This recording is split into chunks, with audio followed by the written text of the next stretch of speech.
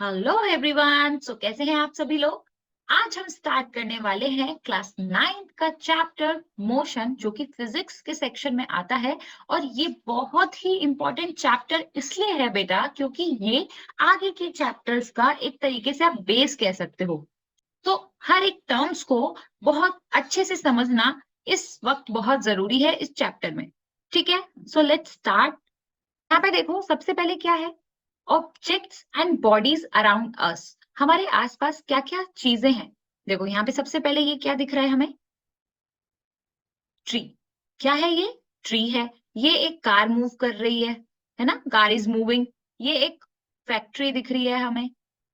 ये एक बच्चा स्कूल जा रहा है, जैसे आप लोग जाते हैं वैसे ही ये वॉक करके स्कूल जा रहा है। यहाँ पर बर्ड्स फ्लाई कर रही हैं, है ना, यहाँ पे बर्ड्स फ्लाई कर रही हैं। ये क्या है हमारा, ये हाउस है जहां पर हम रहते हैं। और ये एक टाइगर भाग रहा है, रन कर रहा है। तो ये हमारे आसपास ऐसी बहुत सारी चीजें होती हैं जो हम डेली लाइफ में देखते हैं। तो आपके मन में क्वेश्चन आया होगा कि मैम आप ये सब क्यों दिखा रहे हो, हमें क्या करना है ये सब देख के, ये सब तो हमें पता है। तो चलिए बेटा स्टार्ट करते हैं कि हमें इसका यूज क्या है। ओके, सो यहाँ पे जो सबसे पहला टॉपिक आता है वो आता है स्टेट्स। किसकी स्टेट्स, ऑब्जेक्ट की स्टेट।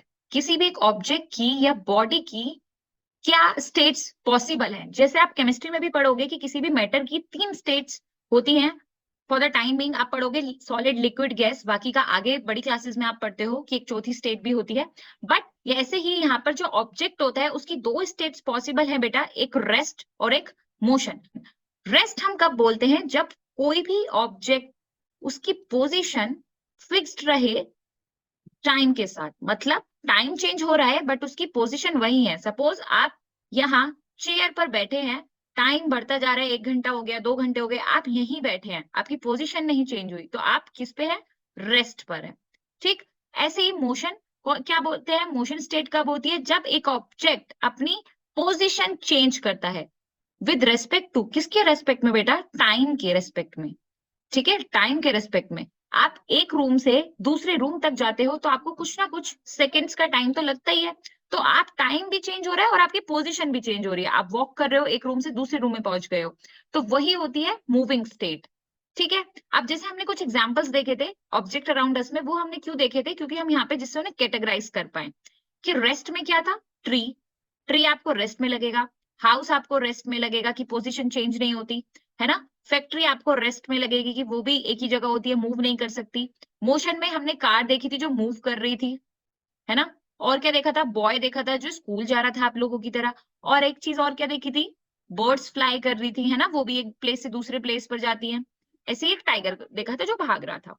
तो ये हमने कैटेगराइज कर लिया कि कौन सा ऑब्जेक्ट रेस्ट पर है और कौन सा ऑब्जेक्ट मोशन पर है। यहां तक क्लियर। अब हम इनकी डेफिनेशन देखेंगे। ठीक, यहाँ पे देखो क्या दिया हुआ है। सबसे पहले हम सेकंड डेफिनेशन देखेंगे जो हमने अभी तक समझी है।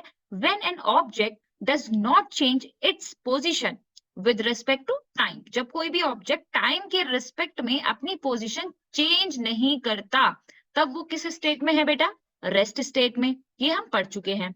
और जब हम when an object changes its position with respect to time, जब वो अपनी पोजीशन चेंज करता है तब वो किस स्टेट में होता है, मोशन स्टेट में होता है।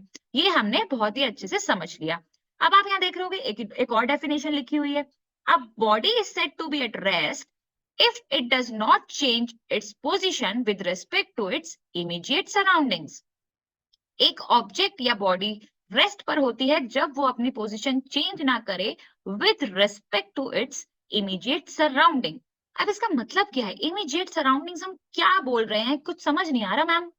टाइम तक का तो समझ आ गया था, अब कुछ नहीं दिमाग में घुस रहा है। तो ठीक है भाई, घुसाते हैं दिमाग में। चलो इसको एक एग्जांपल से समझते हैं। सपोज आप एक, हमने यहाँ बनाई है बस।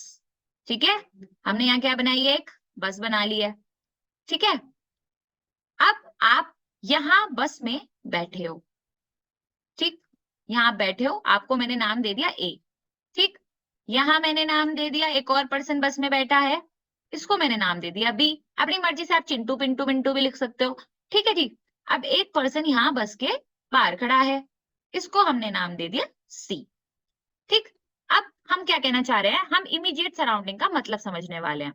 अब इस पर्सन के लिए, जो अब पर्सन ए है, उसके लिए इमीडिएट सराउंडिंग क्या है बेटा? ये पूरी बस है ना? बस के अंदर का माहौल उसका इमीडिएट सराउंडिंग है। तो अगर वो इस पर्सन को देखेगा, पर्सन बी को, अगर पर्सन ए पर्सन बी को देखता है तो पर्सन बी उसके रिस्पेक्ट में रेस्ट पर है ना? ए को ऐसा लगेगा कि बी किस पर है? रेस्ट पर। ठीक है? ए के अकॉर्डिंग बी किस पर है? रेस्ट पर है।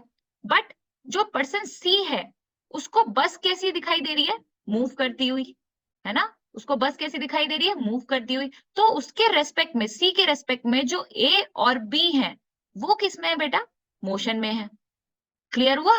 सपोज आप बस के बाहर खड़े हो, आप एक बस को जाते हुए देख रहे हो, तो उसके अंदर जितने भी पैसेंजर्स हैं वो आपको मोशन में दिखेंगे। बट उस बस के अंदर सारे पैसेंजर्स हैं बेटा, वो एक दूसरे के रिस्पेक्ट में किस पोजीशन पर है? रेस्ट में है। तो उसी का मतलब होता है इमीडिएट सराउंडिंग की। ये क्लियर हुआ यहाँ तक कि हम कब रेस्ट पर बोलेंगे, कब मोशन में बोलेंगे? क्लियर? तो this is all about rest state of an object और moving state of an object.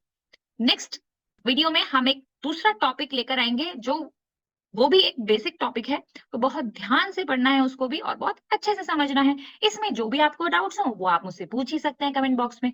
तो मिलते हैं नेक्स्ट वीडियो, तब तक के लिए keep learning, keep exploring, bye bye.